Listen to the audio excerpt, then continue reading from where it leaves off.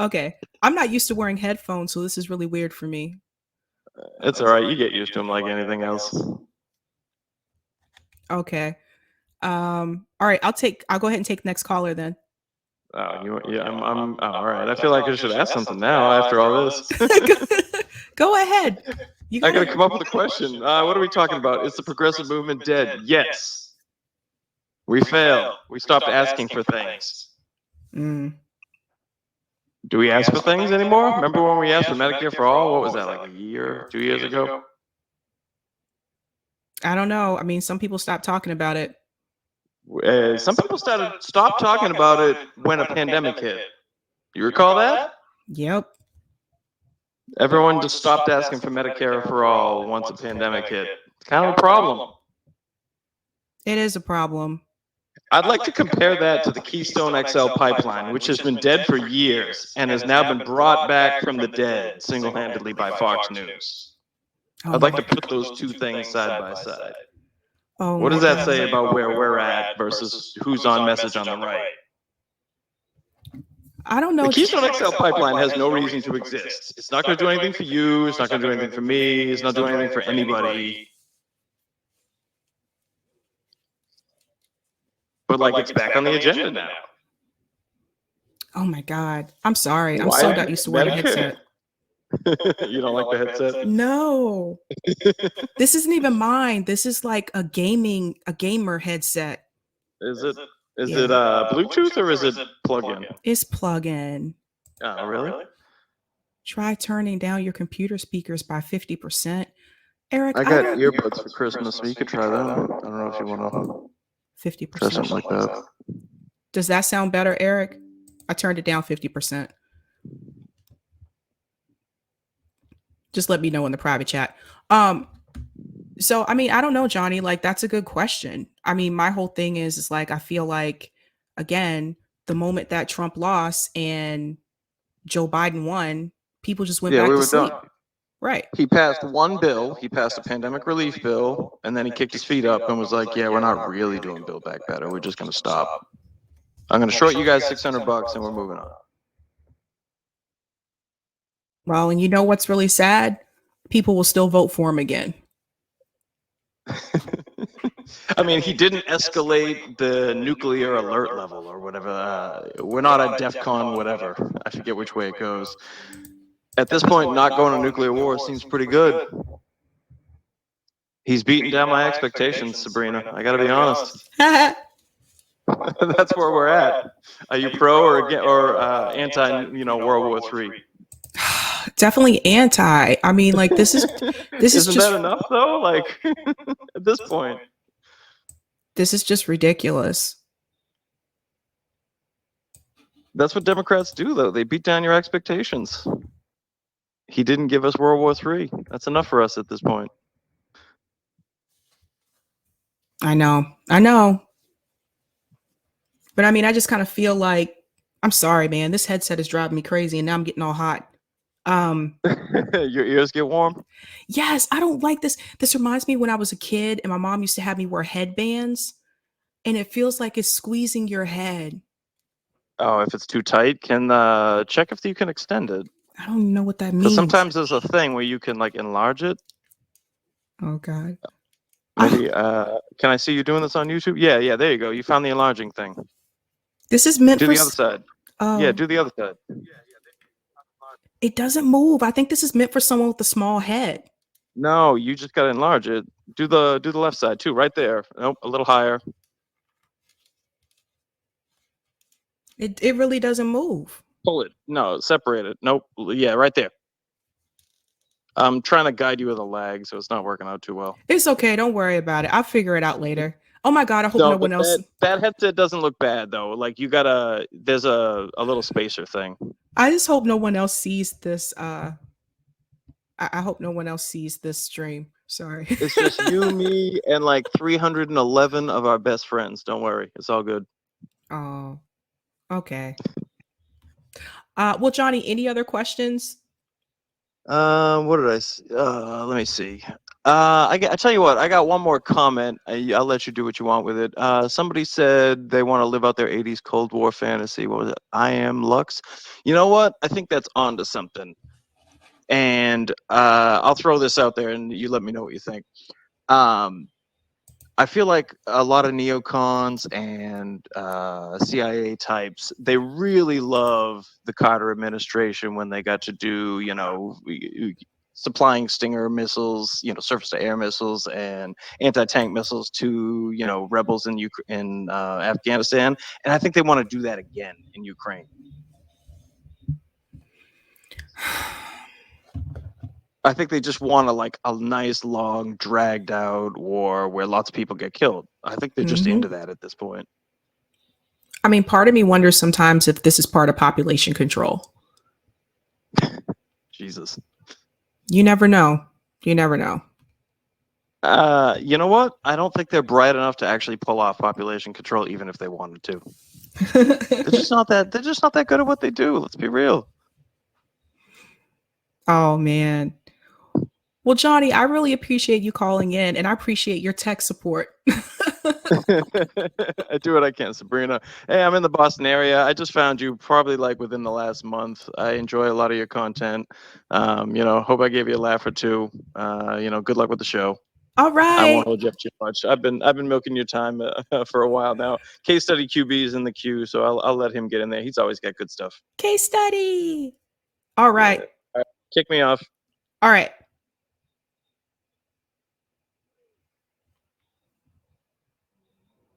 All right. Hey, what's going on, Sabs? Case study QB. Yeah. I just want to say much love to the previous caller. Much love to you. Thank you for using my clips because that's something that gives me fire. That gives me motivation when I see Harlan's media. Brianna had a show with a ton of clips, and then you using the clips today is like, wow, okay, I gotta keep it going. That gives me motivation. So I appreciate that. And to answer your question, well, first of all, I was watching the show, so I want to confirm with you that the big pharma is they do not look for cures, and they want you. They're like the real street drug dealers like nowadays because they just want to get you hooked on the drugs, and they want you paying for life.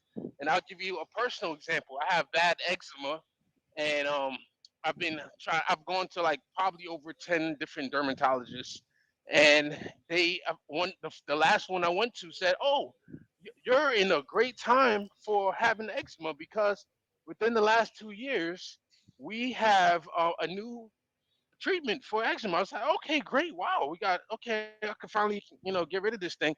And they say, "Yeah, it's called the Pixin, and you have to inject yourself once a month with it." I said, "Okay, interesting." Said the only thing is you have to use it for the rest of your life. And I'm like, "What? I gotta use? Yeah, you gotta use it for it." I'm like, "No, I'm good." So, I just want to confirm. You still there? I just want to make sure you're still there. I am. Okay, cool. Okay.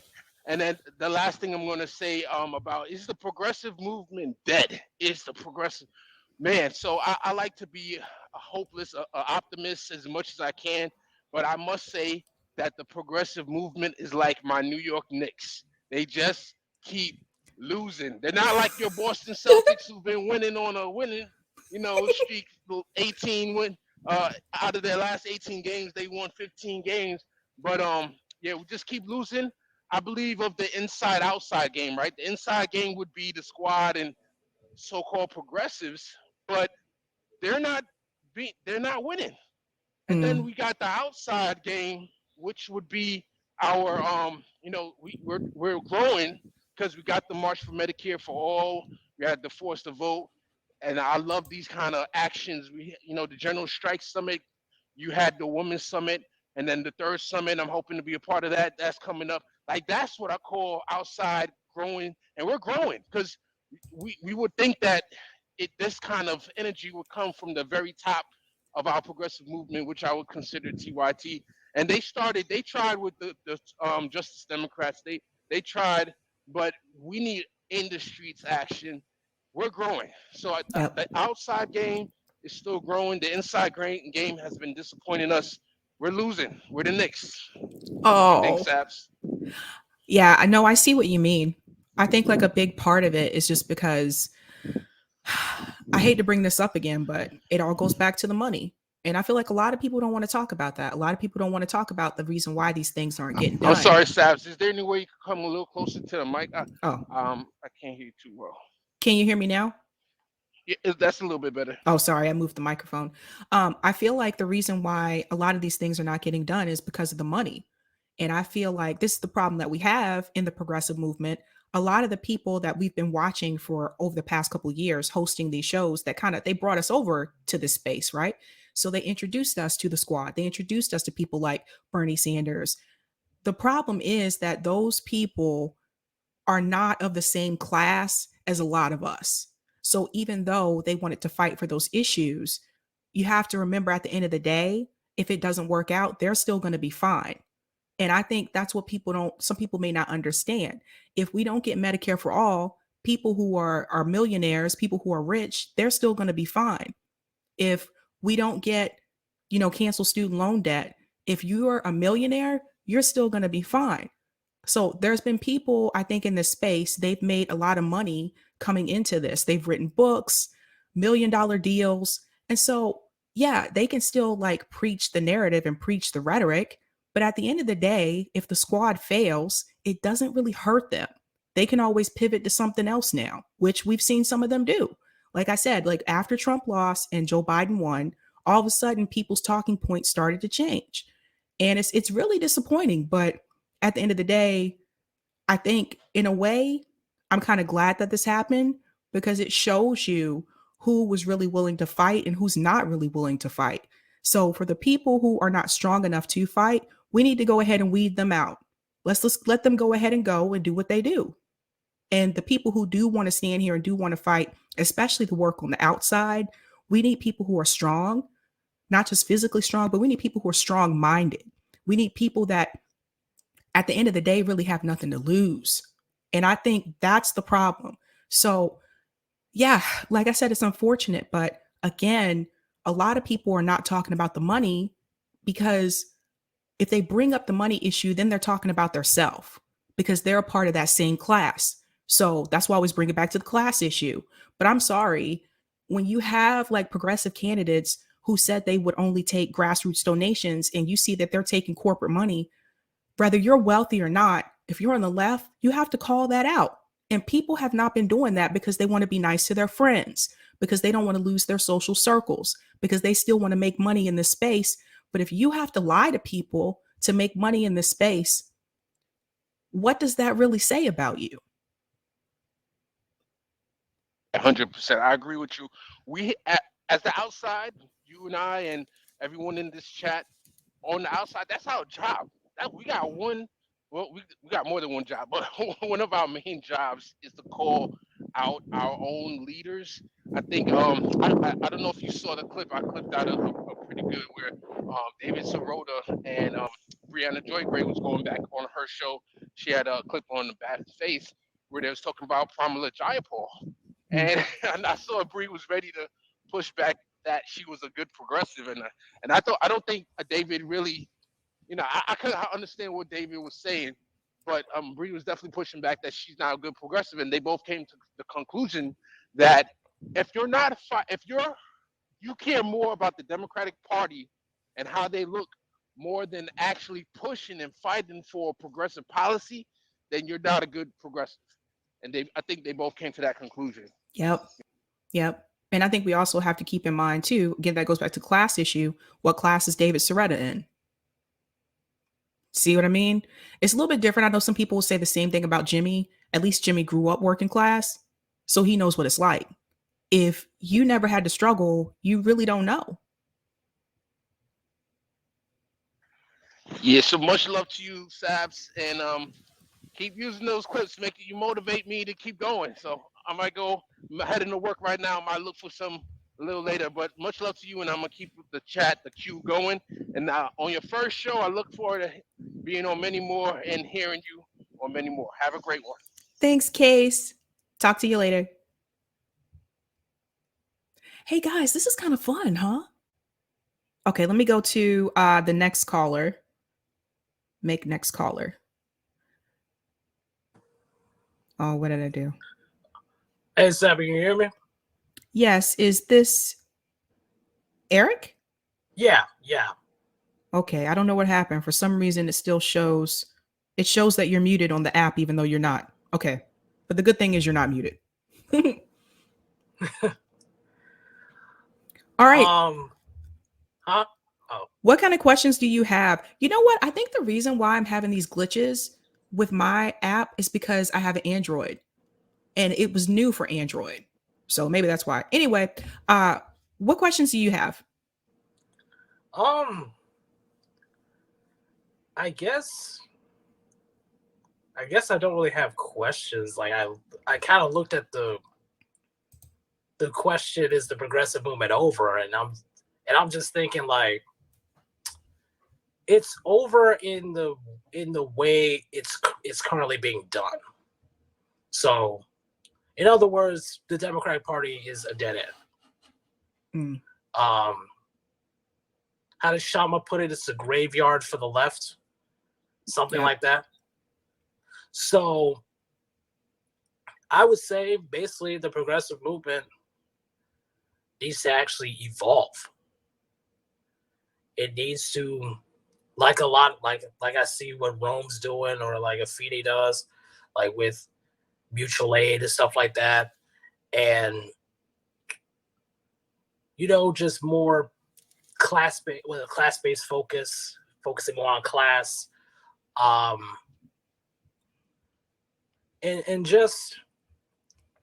and maybe instead of calling it the progressive movement, maybe have it be like a working class movement, or like a proletariat movement or something. Or I guess at least consider the Green Party if we're gonna go party. That's a good point. I'm glad that you mentioned like working class movement, or even like a labor movement. I'm glad that you mentioned that, because other people have brought that up before too. And the only pushback I've received on that, though, is that my friend JB, my comrade at RBN, JB was telling me, he said, when you use those terms, though, that can exclude people who are disabled and cannot work. Well, I guess I guess JB has a point there.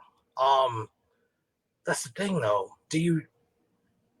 I'm guessing, do you use like, I guess the only thing I can think of that's close is like an everyday people's movement, or something along those lines. Yeah, I mean, something I get, but I totally get where you're coming from. Like, I think that's what the progressive movement was supposed to be. And honestly, like, I feel like a lot of things, I feel like it got co-opted, because I feel like the Democratic Party is starting to use like these progressive talking points, and they've watered them down. And they're trying to make them seem like, see, Joe Biden is somewhat progressive. See, he is doing these things. And I'm like, no, you took progressive terms and you watered them down. Exactly. Like this joke version of the Green New Deal. I'm like, Howie's plan is nothing like this. That's such a joke. You had a 1-page resolution at best. And speaking of that, I don't think a lot of people know the situation with the Greens. Oh boy.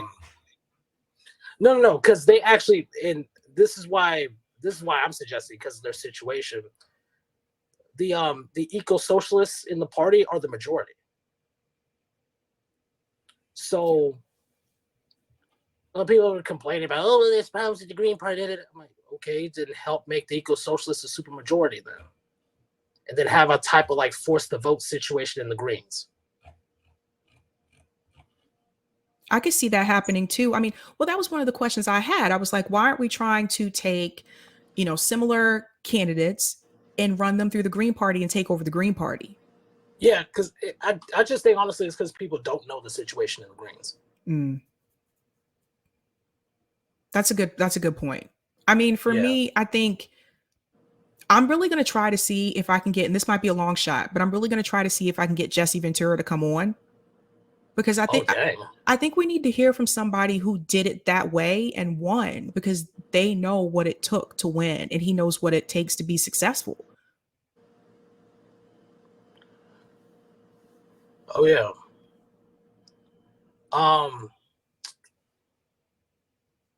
I don't know if you can. Oh, I don't know. Maybe I know he hasn't really won anything, but maybe try to get Howie on. Maybe. Oh no, I don't know about that one. Maybe that's the biggest. I know he's not the most exciting person.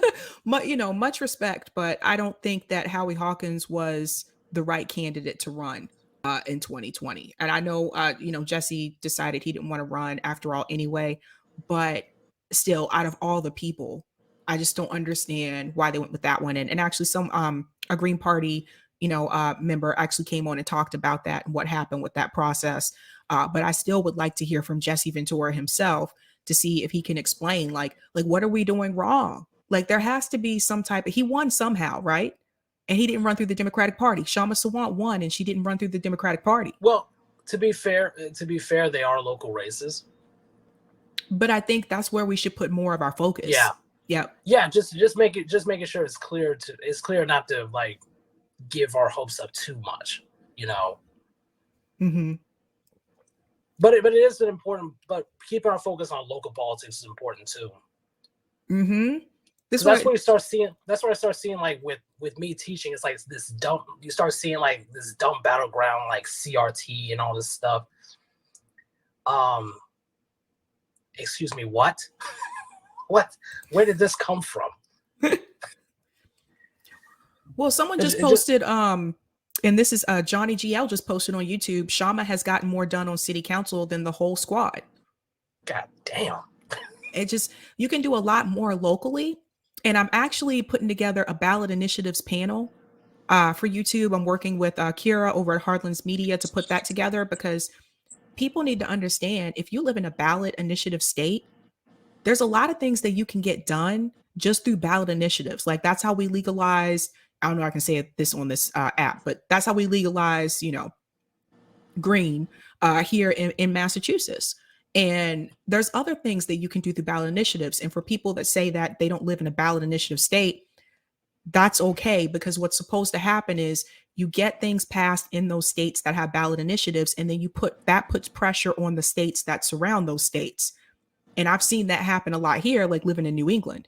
So I think we need to look more at what we can do on the local level and not just focus on federal politics. True. I don't know if my state is even a ballot initiative state. I'm down here in Florida. I don't remember if it is or not. I believe Florida is. Let me see. Yeah, JB and I are Florida boys. Oh gosh. How much would it cost them? Yes, Florida is one of the ballot initiative states. Nice. So, yeah. I mean, like, there's a lot of other things that you can do through the local level. I even said the same thing. Like, why are we still asking Joe Biden to decriminalize, again, green? I don't know if I can say this on this app, but decriminalize that, when we should be trying to get these things passed through the state level. Because most people I've spoken to, whether they're Democrat, Republican, or independent, most people agree with legalizing that. Yeah, eventually we will get to full DLRT on marijuana, and it shouldn't be taking this much time, but it is, unfortunately. Yeah. Hey, Virginia did it. True. And yeah, I've kind of considered local office myself, but given how wards are set up, I'd have to move back, and I don't know if that's really going to work.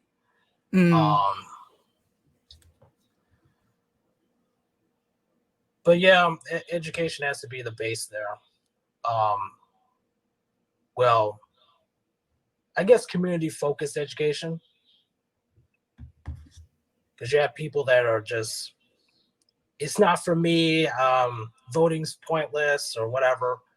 But yeah, keeping our focus local should be the plan. Yeah. I also highly recommend, like, I think we should be focusing more on not just what the school systems can do, because that gets all into property taxes and limited resources, but what can we, like you said, what can we teach each other in our communities? Like, we should be teaching each other how to grow food. Most people don't know how to grow their own food.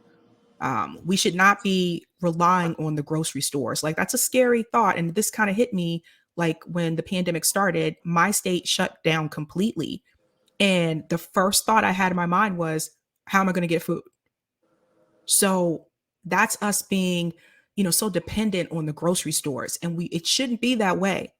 And so I think if we could start like teaching each other like those kind of things, like helping people in the community. I live in Massachusetts. It snows here during the winter. There are some people that live here that cannot shovel. They physically cannot do it. So helping out your neighbor, like the things that people used to do when we had community in this country. I don't feel like we really have community in the United States. And that's a big part of the problem. Exactly.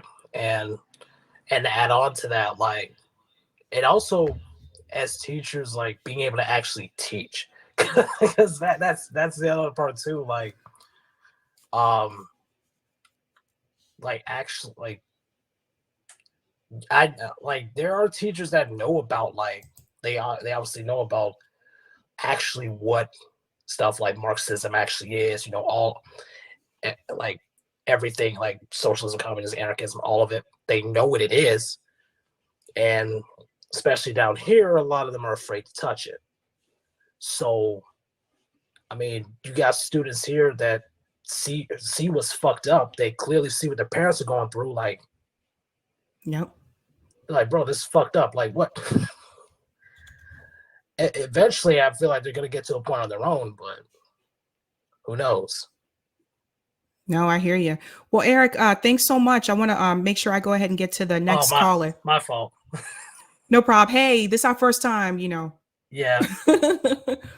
Appreciate it, Sabby. All righty. All right. So I'm going to go ahead and take the next caller. And I believe this is Steve.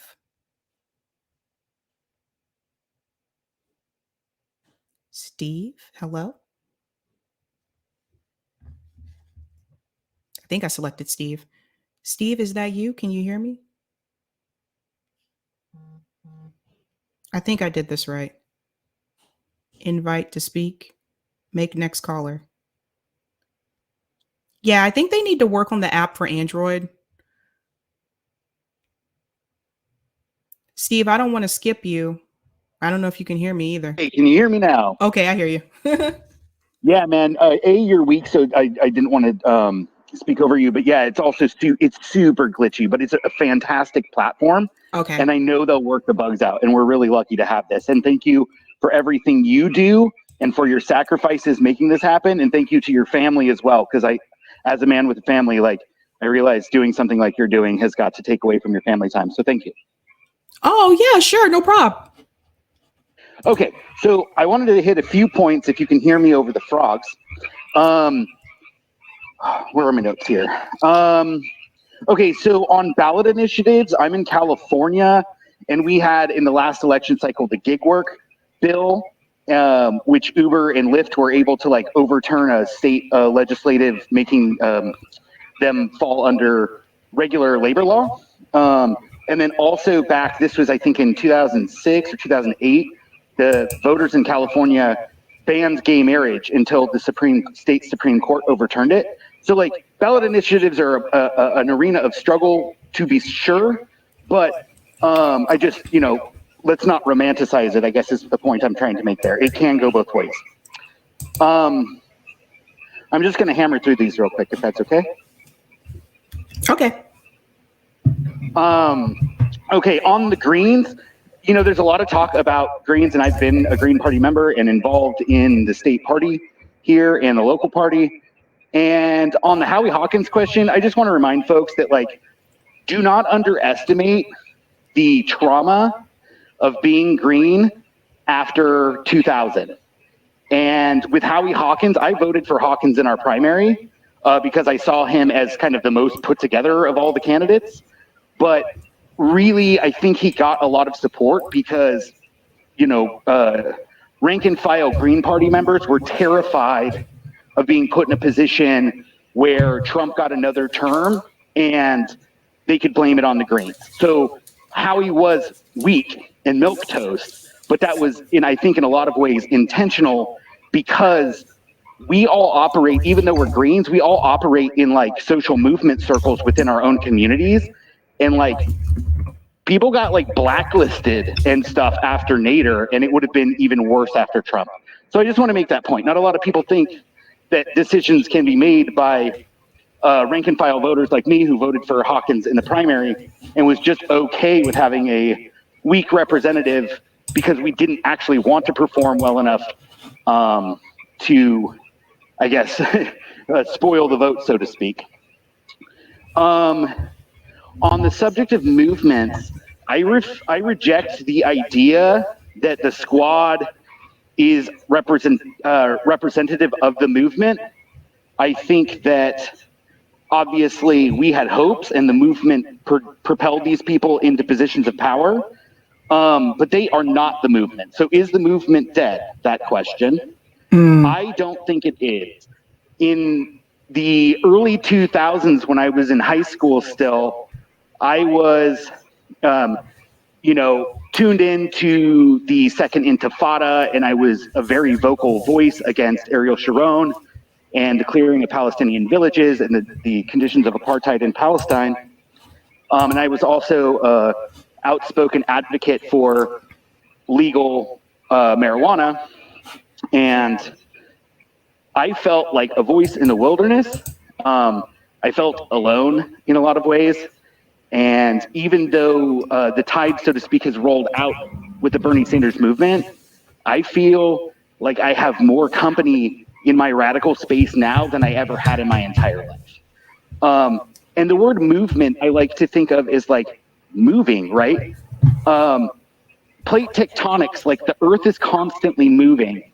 Periodically, those tectonic plates will snag and it builds up pressure. And I just want to say that while it seems like it's dead, it's certainly existing and the pressure is building, and we're in a revolutionary moment.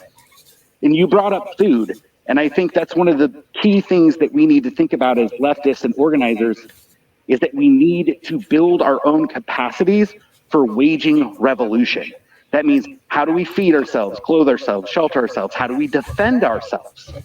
And these are the real questions I think we need to be asking ourselves now, because revolution is on its way, whether we like it or not, because capitalism is in decay.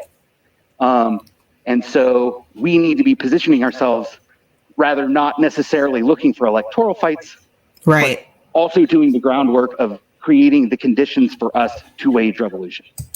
Absolutely. And this Those is are my notes. Yeah, no, that's well said. I think, and this is part of the reason why, like, we need to pay attention to people like Rome, my comrade from RBN, he goes around the country to do tour for the poor. Like, we need to be paying attention to that. Like today, he was live streaming, he was buying gas for people, just getting people gas. So it's like, it's things like that. No, you're right. Like, I think the pandemic woke Americans up, so to speak. I think we are very comfortable in this country, especially when I talk to friends of mine that are coming from places like Josana's from Brazil. So she was telling me about what she had to deal with in Brazil compared to what we complain about here in the United States, right? So I think that, yeah, absolutely. I think Americans, I just think we're too comfortable. And even those who are, unless you're poor, the problem is, my biggest fear is that the people who are very wealthy, when shit hits the fan, they are going to be the ones that harbor all the resources, and everybody else below them, we're going to be the ones without water, without food. And if we don't know how to do these things for ourselves, we're going to be in a world of trouble. Yeah, I 100% agree with that. The concept that I kind of work with is called building material bases of resistance, which means like building the basic capacity to meet our metabolic needs, because the system will not provision those for us indefinitely. Well said. Well said. No, I hear you, and I hear you too about the Greens. It's yeah, it's a frustrating experience. I still think that it was really upsetting to see that Jill Stein was on the ballot in like 48 states, and to see like left progressive media tell people to just vote for Hillary Clinton. Well, no, why didn't you tell them to vote for Jill Stein? So I don't know. Yeah, I'm empathetic to the frustration, but like, we're we're up against like incredibly powerful forces, and Thorstein Veblen is just this like obscure economist who wrote a really fantastic book called The Theory of the Leisure Class, like in the late 1800s. But there's a line in there that I always kind of go to, that societies are inherently conservative. Like, we meet our needs in this system. You're saying that people don't want change; it doesn't hurt enough, and that's essentially what he was getting at. Is that like, when you're comfortable, you're like, hey, the system works for me, so I shouldn't really change it. Right. And so we're kind of facing that dynamic. And so I think that a lot of people are just okay existing in the system. And we're kind of the voices that see the writing on the wall and are preparing ourselves mentally and potentially physically and emotionally for dealing with this. But most people aren't there yet. And so we just have to be the vanguard. We have to be the people that do the work of preparing ourselves for the inevitable disintegration of the American empire and collapse of global capitalism. Well, Eric, well said. I'm sorry, Steve, well said. Thank you so much for calling in. I'm going to go ahead to the next caller. Absolutely. Thank you so much for your time, and much love to everybody. Bye. Bye. All right, so I'm going to go ahead to our next caller. I hope you guys can hear me okay volume-wise on the Callin app. So I am going to talk to Elijah. Now let's see if this works. Here we go. Elijah, I think there's a little bit of a lag, so I just selected you as next caller, so let me know.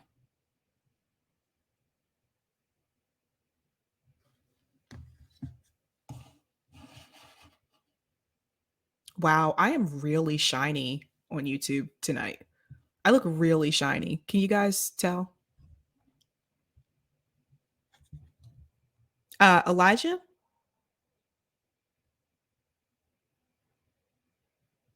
me try one more time.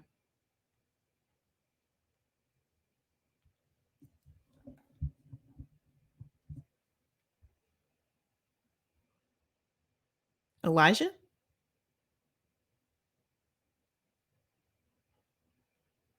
I don't want to skip you either, I think. Yeah, guys, that is one thing I have noticed. Like with Android, there does seem to be a couple bugs like on the app. Because like it shows obviously that it's showing me that Case Study QB is still the caller and he's not. So Elijah, I think I'm gonna try to come back to you. I see another Eric. Oh, that's Hello? you. You here? Yeah, Hey. yeah, I can hear. Hey, yeah, sorry. I think there were some technical issues with like the settings on my phone. I'm also on Android, so that might be part of the reason why. I'm telling you, I think it's an Android thing. All right, welcome. No, I know. No, I just have really strict security settings, so my phone just didn't give access to the mic. But I want to answer the question of if the progressive movement is over, because I kind of fit into a weird part generationally, since I was a kid during the Occupy movement. So I remember going to organizing meetings and stuff when I was like 8, 9, 10 years old. I was lucky enough to meet Cornel West at like one of the offshoot movements. It was a group called Occupy the Hood. And like I remember seeing how the Occupy movement grew and changed even when mainstream media was kind of reporting it was dead. Because after Hurricane Sandy, most of the activists from Occupy Wall Street went into Hurricane Sandy outreach. And so we were organizing and actually sending out supplies to people before Red Cross could even get there. And it was so crazy because when Red Cross actually came into parts of southern Brooklyn, Staten Island, they were actually trying to use Occupy Sandy's movement as one of their organizing networks. And Occupy said they wanted to be independent, but Red Cross got the credit. So I think what's interesting with movements now is that it's not that it's dead, it's just too fragmented.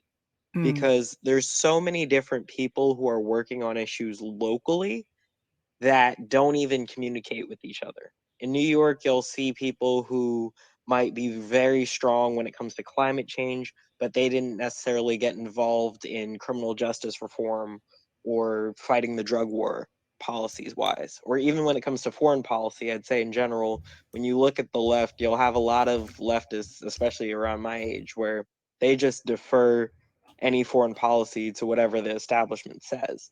And so I don't know necessarily how you bridge all of those gaps. I know in New York, we've actually had a lot of strength from nonprofit groups working with activists in different groups.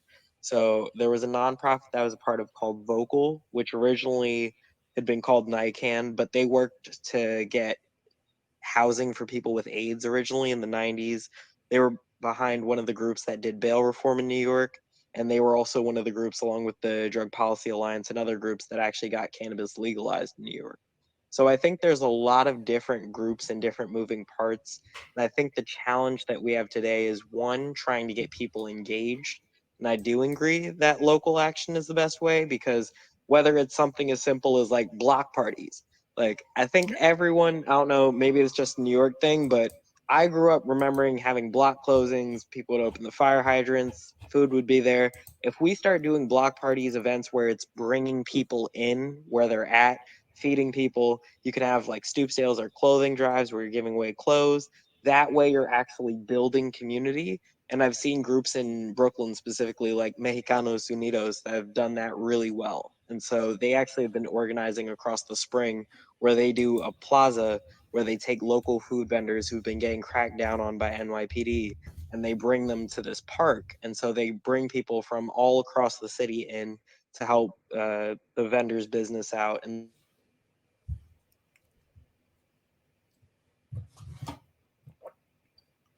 Uh-oh. Oh, shoot.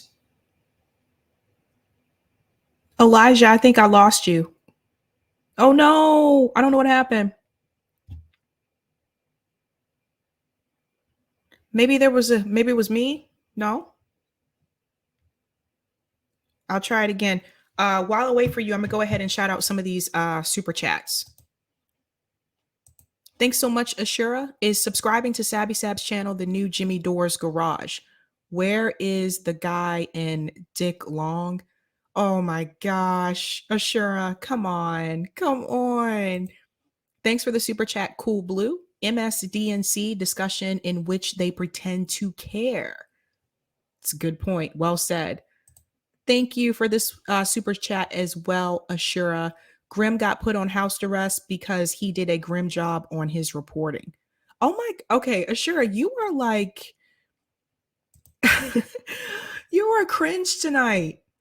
Thank you so much for the super sticker, Debs Mo.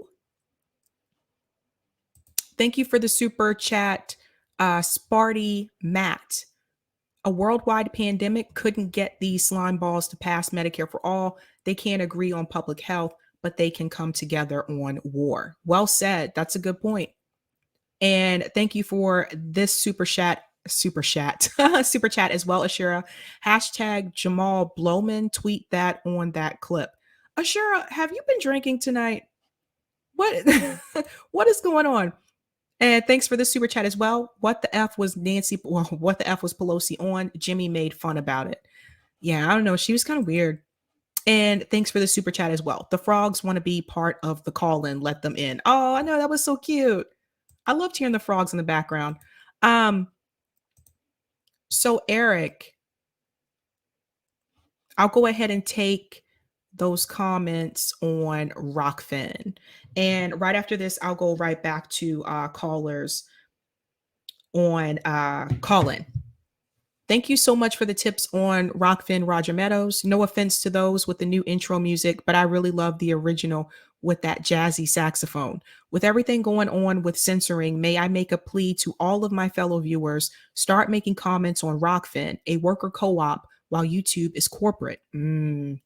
I want everyone to understand that by financing YouTube, You are financing Sab's future censoring. Oh, Roger. Besides, a $2 YouTube chat, Sab only gets 5 cents. Rockfin, $1.50. Don't feel bad about Pac-Man. I used to be a big fan of someone else from Boston, Russia Maddow, when her name was Rachel.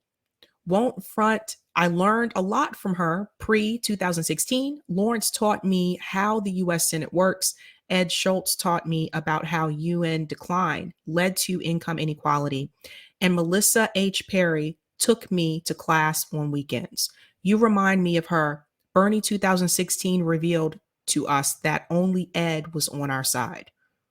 Oh, good points, Roger. Thank you for this tip as well. I got the perfect way for you to get back at Liz. Start that ballot initiative, baby. Massachusetts Medicare for All that allow to negotiate for lower drug prices. While you're at it, prohibit companies with 1% or make stake owned by a single out of state investor or 5% or more owned by multiple investors from making political contributions in Massachusetts and local campaigns, and prohibit funding independent expenditures or PACs. Boom. And then I think there's one from Gene. Thanks so much for the tip on Rockfin, Gene, as well. So I don't know what happened with Elijah. I'll try one more time. And then if I don't get him on this time, I'm going to go ahead and go to Eric. It looks like there's another Eric as well. Oh, I think I accidentally muted myself. I'm so sorry. Okay. No, it's no worries. I'm just glad it wasn't. I was making sure I didn't do something wrong because it's me we're talking about. Yeah. So going back to, I'm trying to think. Oh, I was talking about just community organizing. I've seen even too, there's this awesome person. I'm forgetting her name off the top of my head. I know now she's in California because I think she goes to UCLA. But she runs this organization called the Youth Alliance for Housing. And she's been doing a lot of what she calls imagination sessions, which is a way where you can actually bring people in groups and just ask discussion questions like, what would a future with housing mean? Because that's specifically what they do. But it could be healthcare, it could be any issue you want to talk about, and just bring people in for an open discussion or finding a forum. Because I think a lot of the Oh, you said his volume's kind of low, Eric? I heard him just fine. I lost him though. Elijah, I'll come back. Let me go to the next caller, which is Eric. Okay, Eric, I am making you the next caller. Let me know if you can hear me. I can hear you, Sabby. Can you hear me? I can. All right, cool. Thank you. It's been a while that I've been listening to you. And so thanks for the opportunity for me to talk. And the question, the movement hasn't died, but it certainly has been deflated. And the wind behind the sail that was the progressive movement definitely started to die after Bernie Sanders essentially dropped the baton and gave up the race for Joe, calling him his best friend. I think that's when you really saw a lot of people that were behind this sort of kind of dwindle away. But I think, one of the things that is really great about RBN is that your message is so honest that it is there for the taking right now, that if we had charismatic leaders that could actually put forth the ideas that Bernie was bringing to the forefront, but didn't have the fortitude to actually make him into a reality, that it's there for the taking. And so it's not dead, but it's certainly on life support, I want to call it. And so in order to awaken that so that it doesn't flatline all completely, we need to have leaders, we need to have RBN bring up the message that you guys are bringing to the people, to the masses, in a way that more people could hear it, so that you can elevate your profile and then start garnering more people attention, which will be, the mainstream in a sense. So we need more of that. So we need to support you guys to get out here to all the states, and maybe start by doing some of the bigger states here in the next 2 quarters, or before the end of this year. If you did that and you had a strategy that was sustainable, and I talked to CJ about this, I think yesterday, then we can set up a program with initiatives that can combine other programs and initiatives that are going in those states. And it's slowly but surely over time, we can bring about some of the changes that you guys continue to talk about.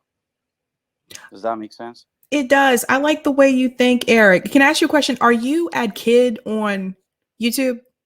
Yeah, I am. All right. All right. Yeah, I know, because I've seen your comments before. Like, have you guys thought about doing a college tour? I would love to do a college tour. I think the question is just like, how do we even start that? How do we put that together? But we would love to do that. I'll tell you this. It's by taking the first step and just saying, how do we do this at the first state? And just taking that and making it successful. Because as soon as you make something successful, people will start to open up the doors. But the first one will be the hardest to do, meaning, you know, how do you get the place to do it and assemble and do it safely, right? But you could do it. We can prepare and help you guys out. And there'll be people, you know, not just me, but others that can strategize with you to do this, to make it a reality. But the first one will probably be the hardest to do, because you got to figure out how to do it and the boundaries and things that you're going to have to work out as far as, you know, how do we do it? What are the resources, the lineup, what you're going to talk about, all of that.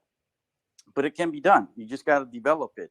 And that's why I keep saying to use the same things that the capitalists use against irregular folks, against them. You know, we don't have to reinvent the wheel. We literally just have to use what works and apply it what we're trying to do here and make it successful. Of course, you know, people are not going to want to listen at first, but it is contagious. What I was telling CJ yesterday, the message is contagious. That's the key that you guys have that the other shows don't have. What you guys are asking and talking about is the truth. It has the kernel of honesty at the very root of it. The other guys don't have that. They're talking around all this other stuff that most of the shows. There's a few, you know, I give Jimmy Dore a lot of credit, because he does have a tremendous amount of passion that sometimes overtakes the message that he's trying to put forth, and people can't get past his passion. But that doesn't matter. If you are really an honest person and you see what he's been talking about all these years, I give him the benefit of the doubt every time, because I think he's doing more good than what other people are unwilling to accept. But if you look at it holistically, what he's trying to do is actually to better people's lives. And most people can't take that, because it goes against everything that we're taught by the mainstream. And so it's easy to kind of move him aside, because he's so loud and he's yelling. But he's introduced me to many people that I would never thought about unless he talked about them. And so, you know, going back to RPN, you guys have the strategy, you have the panel, your group, with various types of skill sets. And I think that there's a lot of people that are listening to you, like myself, that in the background, maybe we can't do it because, you know, we're in different stages of our lives, and we have other things that we've got going on, but we can support you. And I think that's what we need to do. So. Wow, well said. Yeah, we would love to do those things. I do know there are more plans that are in the works down the road. I don't like to talk about these things beforehand, because I'll be honest with you, some people hear these things and then they'll take your idea. I'm just not even kidding. And so that I'm telling you, that's, you know, I've been working my whole life since I was 14. I've gone through so many things that I've seen growing up, in, you know, where I grew up here in the area that I lived. And I was thinking about this today, you know, how much the movies, Hollywood, everything that we see growing up, it sets the stage for us to accept the way that things are. It's the reason why, you know, like, even like, I'm Catholic. Why is it that Jesus looks the way he looks? Why does he have blue eyes? You know, all these things that are set up by the mainstream so that we are conditioned to accept what the mainstream wants us to do. And it takes so much to break through that, that we accept it, because most of us are working every day. We can't see that. Even good people, they can't, even smart, intelligent, you know, even more intelligent than I, they can't see past that. and it takes so much to break through it, and it takes a lot of tactfulness. You about all the speakers from RBN, you're very tactful, and your message is soft, but it gets to the people that are trying to listen to you. So thank you for doing that. Oh, thank you so much. I appreciate that. All right. So, again, thank you for the opportunity. I don't want to take up, somebody else behind me, but I'm going to continue to support you guys. And I continue to encourage you guys to do these things that you're doing. And I think there's going to be more good things to come in this new year. And I'll definitely try to continue to support you guys in any way I can. So thank you. Thank you so much. Thank you. All right. So the next caller is Oz. So I'm going to go ahead and put Oz on the mic. So Oz, let me know when you can hear me.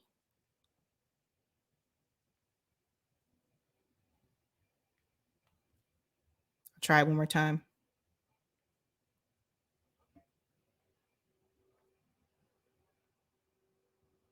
Man, I am super shiny tonight on camera. I'm so shiny.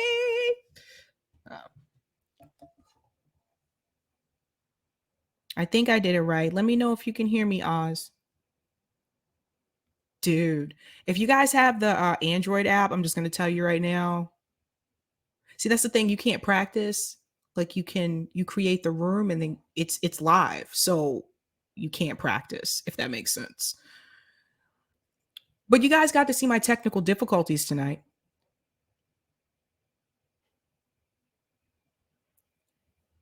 Okay, Oz, I think I made you next caller. So let me know if you can hear me.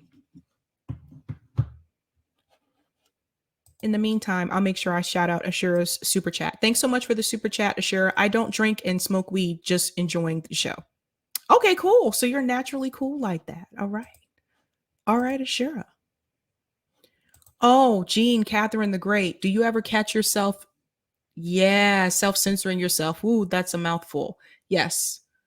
I had to do that a lot, especially when I'm talking about like anything related to the pandemic. I have to be careful what I say and how I say it. And some people say, well, no, you should just say it anyway. And I'm like, but then you put all this work and energy into a show just to have them remove it. It doesn't, it's a lot of work for nothing if you do it that way. Thank you for this, Harry, for the super chat. World's top 2 wheat exporters are Russia and Ukraine. Food and fuel will shoot up worldwide a lot very soon. This year will be hunger. Buckle up. Yeah, thank you so much for saying that, Harry. This is very important for people to understand. Like, this is not a joke. This is not a joke. And people who are wealthy, they're going to be fine. Like when grocery store prices increase, you think they're high now. This is nothing. When the prices increase even more, those people will be fine. We will be the ones struggling, and they'll still be telling us to vote for Joe Biden. Okay, Oz, let me know if you can hear me. I made you next caller. And thank you for the tip on Rockfin, Elijah.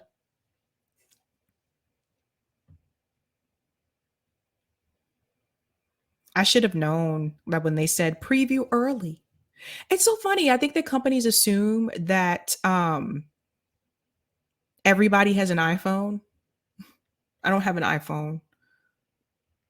I drop my phone a lot, and I've also heard that if you break the screen, like friends of mine that have had iPhone, if they crack the screen, like they have to pay for that. I don't have time for that. Let me see. Probably should just go to Betsy. Okay. Well, Betsy's a listener. She's not a caller. Is she a listener on your phone? Let me know if she shows up as a listener on your app, because that's why I said the Android one is it's glitchy.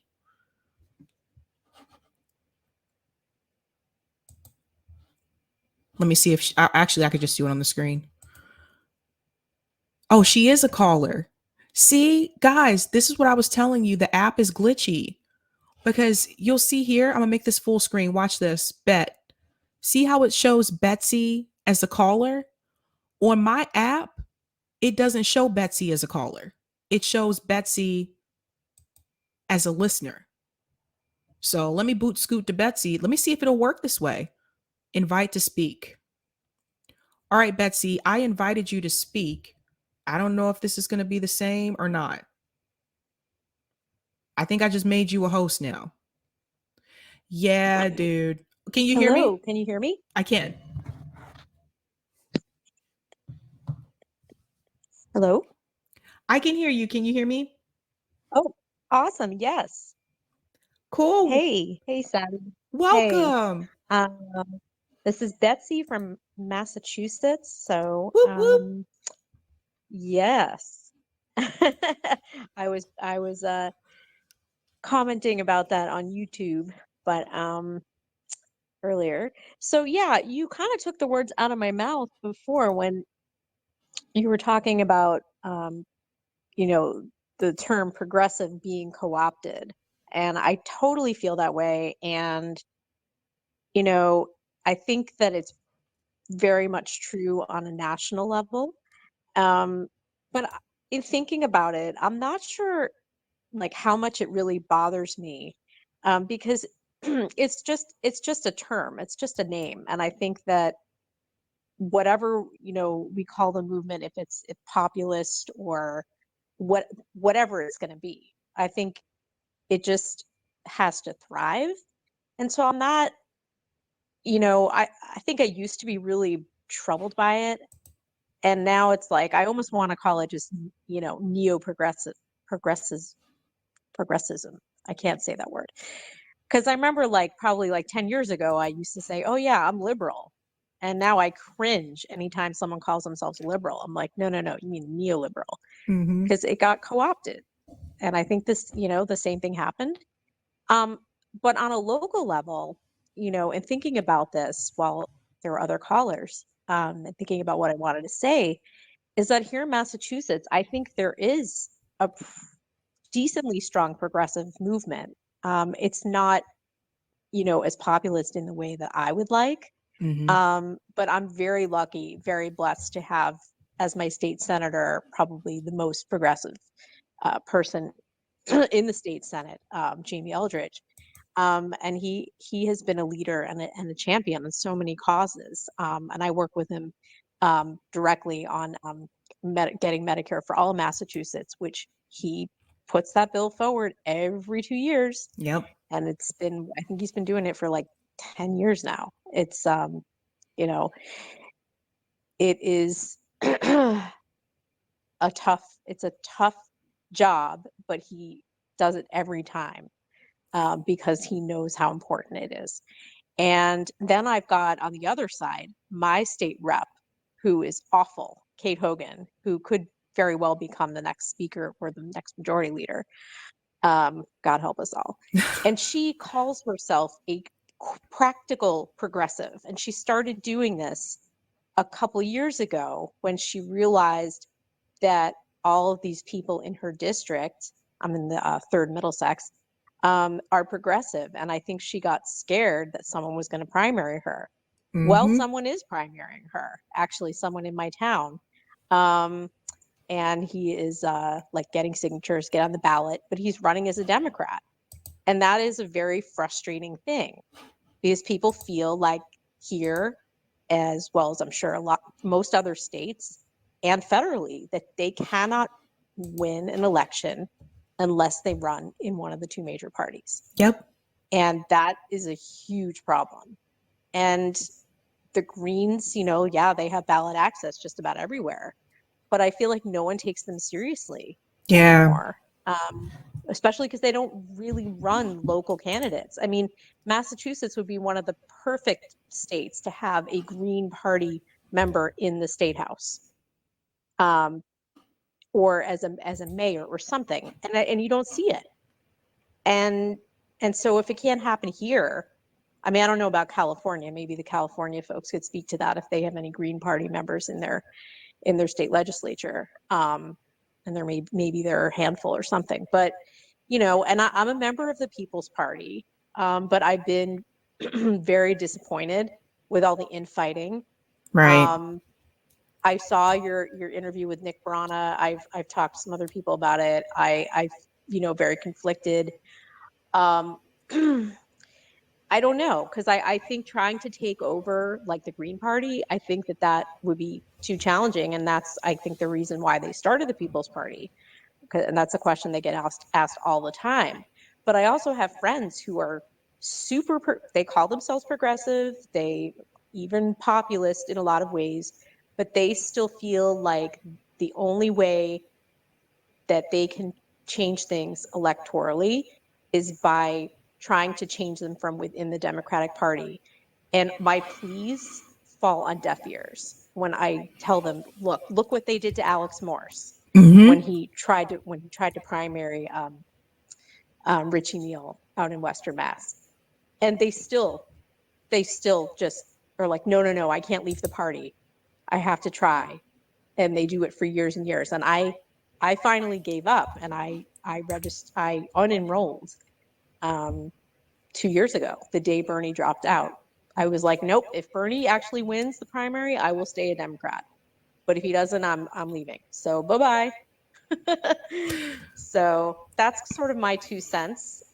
So yeah, I in a nutshell, I'm not really, if the progressive movement is over, as the term progressive movement, I don't think it's such a horrible thing just because it's been so co-opted. And look at all the people in the progressive caucus. I mean, my congresswoman, Lori Trahan, is in the progressive caucus, and it's such a joke. Such a joke. Joe Kennedy so was like in the progressive caucus too. Right. Right. And anybody can be a member. I think like Jamie Raskin is. I mean, it's ridiculous. And Pramila Jayapal, I mean, all of them, the squad, I lost all hope in them. So yeah, I just think whatever you want to call the movement, it's gotta really just be from the people. And I think it's just a populist movement. And a lot of that I can see. I know what you were saying before about keeping in mind people who are disabled and can't work. But I do see a very strong movement coming from, all of these people who work at Starbucks, who are trying to form unions. And you have like the Great Resignation of people who just are refusing to go back to jobs that pay crap and give them no quality of life. So I think that there's hope, and I just don't think it's we can maybe call it the same thing. And the other thing I want to throw out there, because and I'm not sure if at some point maybe you're going to do a show about it. I guess we have to see what the Supreme Court decides. But I think there is a very good chance that Roe v. Wade is going to be overturned. And I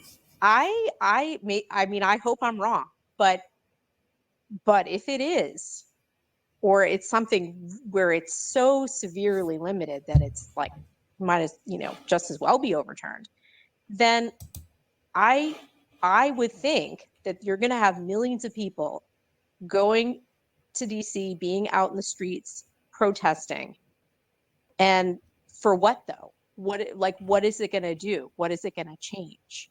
And it would be great if we could harness that into this populist movement, or whatever you want to term it. And I think it could very well just be thrown to the back to the states. And in Massachusetts we're very lucky, but I worry about I've got female coworkers in Texas. Yep. And I already worried about them. But I mean, I just think about all of these women scattered all over the country who are basically, it could be really dire straits for a lot of them. And I want to do something to help. And I think that, part of the movement could be just that. I don't know. Absolutely. Almost like an underground railroad type situation to get women help when they need it. So absolutely. Anyway. I have a quick question for you, Betsy. So I was at the Bernie rally in Boston for his 2020 campaign, and there was over 10,000 people there at Boston Common. And I want to get your perspective on this. Were you surprised that Joe Biden beat Bernie Sanders in Massachusetts? Because I don't know about you, I never saw a Joe Biden sign.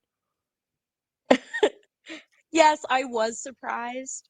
and I think I saw like one or two, Joe Biden bumper stickers and like a couple of signs. I was very surprised by that. And I'm not really sure.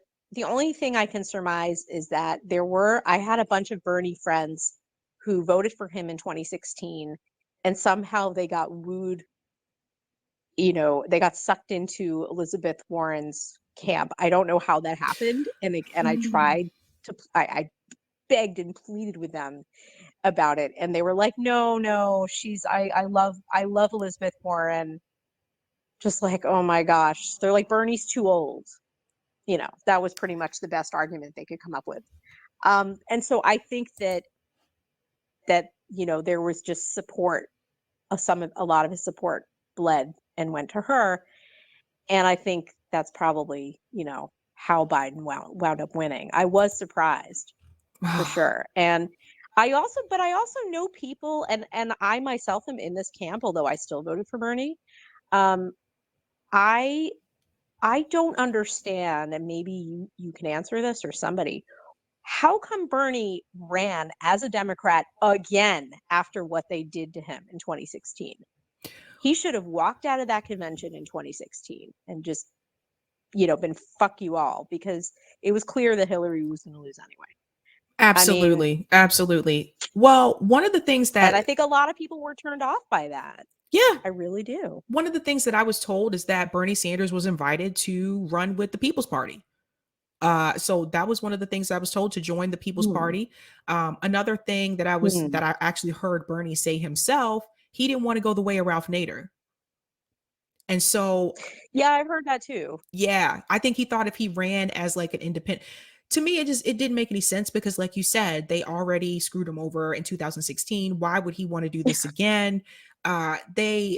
The media, not just the Democratic Party, but the media had so many smears against him.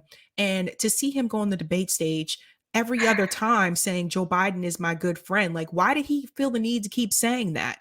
And I look back on these things now, and at the time I was just like, yeah, Bernie's doing a great job of these debates. But now I look back on it and I'm like, what was he trying to tell us? Was he trying to signal to us, hey, if I don't make it and Joe does, you should vote for Joe? And I think he was prepping us for that, trying to make it seem like he wasn't as bad as he was. In the final debate that he had with Joe Biden, Bernie Sanders could have went incredibly much harder on Joe Biden for all the things that Biden has done. And he didn't. He could have hit him on Social Security, among other things, crime bill, so many things. It was pretty soft. From my understanding is that in behind closed doors, like they really are like genuinely friends. And so I could see Bernie having that sort of soft spot in that, when he's saying my friend Joe, I think they really are. The problem though, right, is that he's like, oh, I don't want to go the way of Ralph Nader. I'm sorry, what exactly has Bernie gotten by being chairman of the budget committee? What did he get? The whole like Build Back Better was, a total bust. Yep. And it's actually probably for the best that it didn't pass, because it was so watered down that it was just disgusting. So so he didn't, after all that, he didn't get anything. And he agreed to support Biden and to endorse Biden because Biden promised him. He's like, I'm going to get the minimum wage raised to $15. And that was sort of what got Bernie on board, and obviously it didn't happen. And like you said, yeah, it's like the rotating villain. All people want to talk about is Mansion and Cinema. I started calling her Sin Enema just because I thought it was funny. But like, no, but it's like, give me a freaking enema. Like, I don't want to hear about them anymore, because there were so many other Dems who didn't want it. And it's disgusting, and it's like, we gotta call them out on it. And I don't know, I listen to Useful Idiots and Katie Halper, and I sort of like, I don't know if it's her influence, but I have become a bit of a pessimist when it comes to electoral reform, and I feel like direct action is something, like, I'm going more in that direction of trying to affect change. Because I don't know, even if we rallied behind a single candidate whoever it was. I know some people love Marianne Williamson. I'm a fan of hers in most ways, but I know a lot of people don't like her. Whoever the person is, and they run, maybe they run in as an independent or a green, it doesn't matter because the Democrats and the Republicans will always have way more money. Yep. It's just unlimited. So I don't know how can you compete with that? And I think what it is we have to get the was it something like 80 million people who didn't even vote? Right. If right. know, You have to get those people. Well, there's right. And the only way to get them is to actually do things that are going to help them and you have to show them and invest the time and build the trust. Yep. Because I mean, you can't blame them for not voting. You really can't. Because they see it as like, well, this whatever happens, I get screwed, right? Whoever's in charge, it doesn't matter. So, yeah, I'm a little bit pessimistic about that. But I also, I just to leave it on a high note, like I definitely see positive things. I mean, you were talking about ballot initiatives here in Massachusetts. We have, well, unfortunately, we're going to have this stupid, app contractor bullshit thing that they did in California, but we also have the fair share amendment, of raising the income tax from 5% to 9% on anything over $1 million. And what's really disheartening though is that apparently there was a poll showing that I think it was like, I can't remember exactly, but slightly more a higher percentage of people did not support it than supported it. And I'm just like, how the hell is that possible? That you wouldn't want to tax millionaires right. a little bit more. It's still 9% is way too low in my mind, but that's something, at least in the states that have ballot measures, that something that can be done. And I mean, hey, look at Florida. I was shouting at the phone when that guy was on calling from Florida and he didn't know if they had ballot measures, because I was like, you guys passed the $15 minimum wage through a ballot measure. Yep. Right. Yep. Exactly. And they also passed I think enfranchisement for people who had been, who were out of prison, who had been convicted felons. But then the governor overturned it or some bullshit, or the something like that. So, but I think that there's definitely, some positive aspects in that sense. And I think that really like the local direct action is the way to go. And I'm putting my energies into that. And I know it's going to be an uphill battle trying to get my state rep voted out of office. Really, really hard. But I think it's still worth trying and to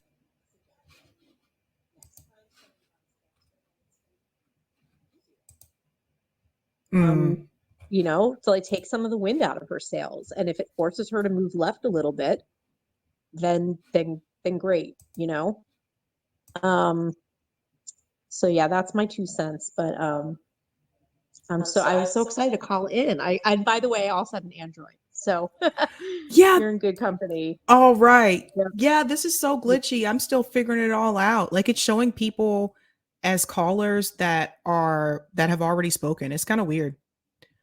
But thanks so much. I think I noticed that too. All right. Good speaking with you, Sabby. You too. I love your show. And by the way, you were really awesome on Amped Up with Ryan Knight. Oh, thanks. He's one of my favorites. Thanks so much. Yeah. All right. Have a good weekend. You too. All right. I want to get to the next caller. So again, this app is really glitchy because on the computer, I can see, well, Greg was before Aaron. But on the app, I can't even see. This is so weird. It doesn't even show. Wow. I wonder if I exit out of the app and come back. But then that might end the room. I'm going to have to go to Aaron. I'm going to add you, okay? Wait, there's more than one Aaron? I see 2 different Aarons. I want to make sure I add the right person. Let's see. See, it doesn't let you see who the other the other people are. That's what's weird. That's the weird part. Let's see if Aaron Fights for the People. I want to invite you to speak, Aaron, but I can't find you. Okay, let's see.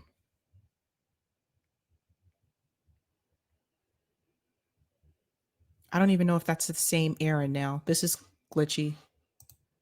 Hey, Callin, man. Fix your bugs, man. Fix your bugs. Let's see. Yeah, I don't even see, like, it's not updating the callers on the app, but it's updating the callers on the website. It's just really weird.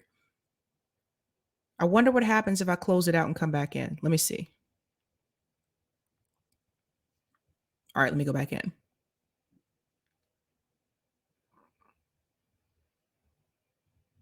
Okay, let's try this again. Oh, yay! They're there. Okay. So take next caller. All right, Aaron, you're on the mic. I had to exit out of the app and come back in. They got to work on that, man. Work on your bugs, man. Work on your bugs. Okay, Aaron, I think you have to unmute yourself. You should be listed as next caller, and Greg is right after you.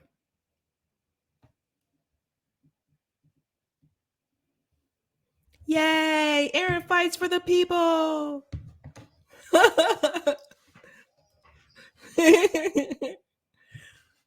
What's going on, Aaron? Is the progressive movement over?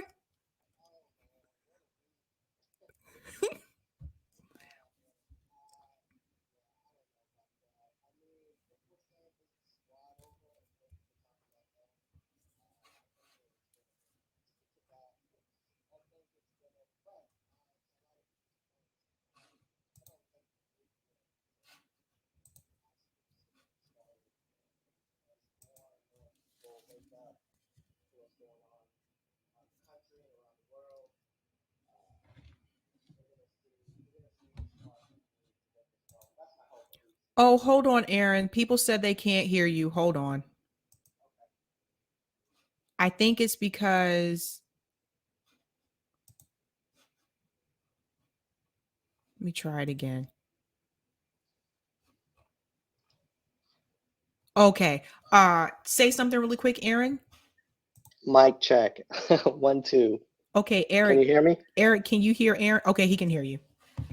Okay. Okay, let's try it again. Is the progressive movement over?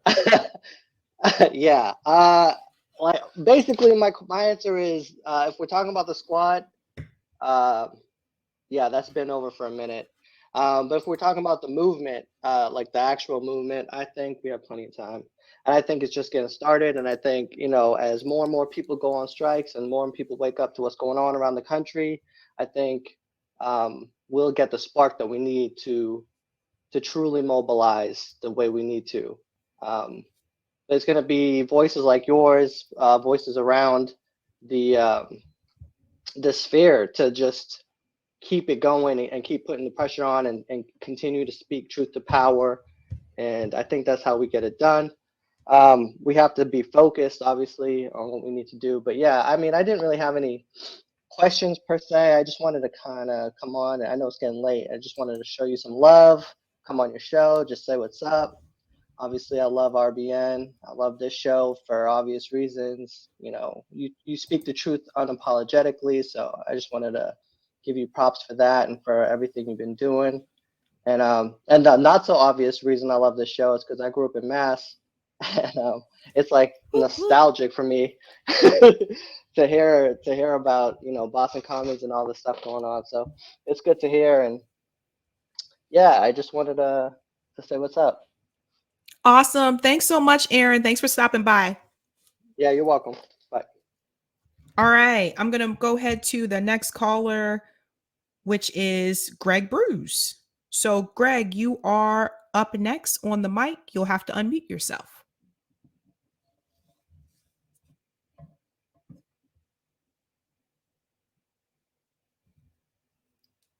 Just got to hit the speaker button there.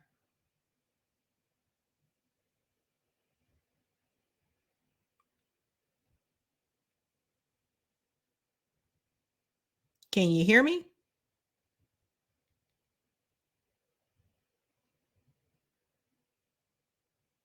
I don't know what happened. Okay, so that one. Hello? Okay, we're going to the next caller, which is Emily.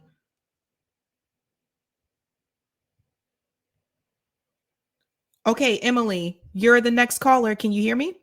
You'll have to unmute yourself.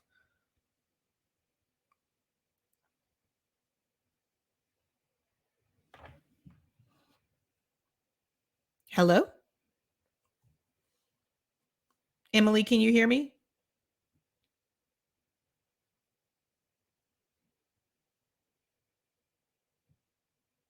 Okay, I don't know what happened to Emily. Greg, you're next. Can you hear me? Well, first and foremost, can you hear me? Okay, can you hear me? Okay, I can hear you now. Yeah, I know the Android app is glitchy. This is It was the button to unmute was just not responding. But yeah, I would like to echo what I think you and Betsy were talking about with Bernie and his approach with Biden. Like, we've all watched the his old YouTube videos from like the '90s where he would just tear right wingers to shreds. So we know he's capable of just going up on there and just letting someone have it, but he chose not to. So it's just, it does, looking back on it, it does kind of like question, like, I mean, do you really even want this? Because he could have been tearing the shreds over his, I don't want my kids to grow up in a racial jungle, all of his famous like racist, like, there's reels of it. And even like Kamala, like she got all this credit for like going after Biden, but she was soft on him because like it was that he opposed busing. No, it's not. There's a difference between saying busing may not be the best way to go about segregation and actually opposing it because you are a segregationist. Then Kamala made it sound like it was the former, but it was really the latter. So she went soft on him. Everybody went soft on Biden. He's a target-rich environment of just right-wing authoritarian shit. Including Bernie. So that I think that's what, in hindsight, I'm surprised I didn't see it at the time. But back to the question though, like, is the progressive movement over? And I'm just gonna, I don't want to repeat what everyone said, but like depends on how you define progressive. But I think putting that term aside, the left wing, the leftist populist movement that really started with Occupy and gained some steam with Bernie and is kind of scattered right now. I think it's still there. It's just, it is very fragmented. I think that it needs to get back to kind of what Occupy was, which was rallying behind ideas instead of a person.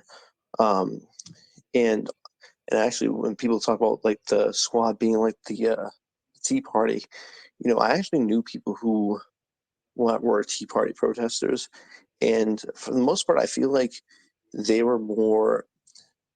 I mean, this was before Trump, obviously, but the Tea Party protesters I knew were not rallying around politicians. They were rallying around a bunch of right-wing bullshit. But like, the point is they were rallying around ideas, and that kind of gave a little bit of framework for them to then rally around Trump. But like, I guess my point is I just think that we need to get back to uniting on ideas, and it's tough with the infighting. And I know the common argument is, well, it's not infighting if someone is using talking points that shows they're not really a leftist, so it's not really infighting. And I think that that's valid in many cases, but it's also, I mean, now it's like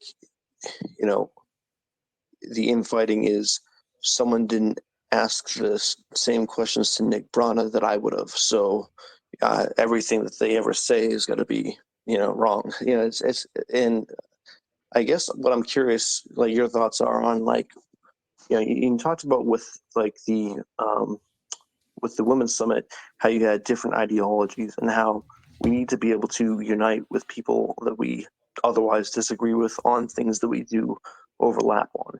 And I guess the question I'd ask is like, what lessons have you learned as you've had people you've disagreed with? Like, what lessons have you learned on how to kind of bridge these gaps? That was a lot. But no, it's I guess in reference to the lessons that I've learned, I think one of the mistakes that I used to do, I would say a couple years ago, I used to try to lead with the conversation. I used to try to lead with the issues that I knew we disagreed on, instead of leading with the issues that I knew we would agree on. And as I got older, I look back on that and I realized I didn't go about that the right way. Because a lot of times, if you lead with the issues that you disagree with that person on, then obviously there's going to be tension there. They're probably not going to listen to the rest of what you have to say. So what I learned along the way, and I learned this a lot in I learned this a lot in workshops with working with students, and learning how to communicate with people who may not necessarily want to communicate with you. And one of the things that I learned is that you want to find common areas of interest first. And you may think that you don't have anything in common with someone who is conservative. I can guarantee you might have at least one thing in common with them. But you'll never find that out if you only stick to people on your side, on your team.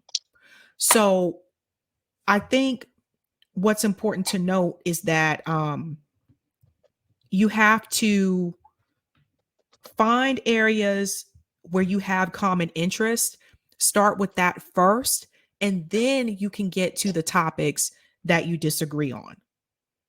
And I think that's the better way to go about it. And looking back on things, I would have done things differently had I had that insight back then.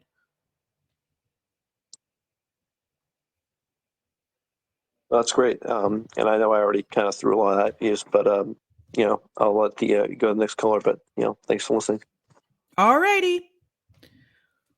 Okay, Emily, you're next. Let's see if this does it. Okay. So I just selected take next caller, and you'll want to unmute yourself. Hello. How y'all doing? Good. Doing all right. Yeah. Get what, Sabby? I'm a big fan of your show. I love your show. And I love that you speak the truth. And I like your show. And I like you on RBM. And I'm a power supporter. And I'm a transgender supporter on your channel. Oh, you heard what I said? Thank you so much. Thank you. I appreciate that. And just like you said about the supermarket, it's so high. I'm from Georgia, and I had to pay $10 for a piece of chicken. It costs so much money. Yep. And just like you said about, you got to be rich. You now go to the supermarket. And that's why I said we need to have a community garden, grow our own food, and try to stay away from the supermarket. And just like you are right about America don't want to believe because they've been propagandized for so many times. And I like watch the kamikaze, I watch you, I watch RBM, and I watch a lot of these progressive channels. And now I find out today RT is canceled. Yep. They shut it down due to the crisis in Ukraine. That got something to do with us. It was we done. We overthrow their government, and we put a puppet. We put a puppet government in Ukraine, and we made a crisis of worse, and that's where we are. Yep. Hello, Sabby, still listen? Yeah, no, you're right. Like everything, the United States government has to learn how to take responsibility. And I don't think that will ever happen, at least not in my lifetime. So I think it's important for those of us that do know about these things, we need to spread that message to as many people as possible, because a lot of people are propagandized. Yeah. You know, I think listen to the channel MSNBC, Fox News, CNN. They all owned by the mega corporations. Yep. They're all owned by the corporations who their interest is not looking out for the poor people. Their interest is looking out for themselves and the rich people. Yep. And yeah. 100%. And you know, because just like what they did to Bernie Sanders, and they didn't want to talk about Bernie Sanders. They want to destroy him, and so they want Joe Biden. And now they can't cover for Joe Biden, and now they're trying to push Hillary down our throat or Trump. They're all the same. It don't matter who you vote for, they all the same. Well said. Well said. Well, Emily. But like oh, go ahead. Hello? Go ahead. Just like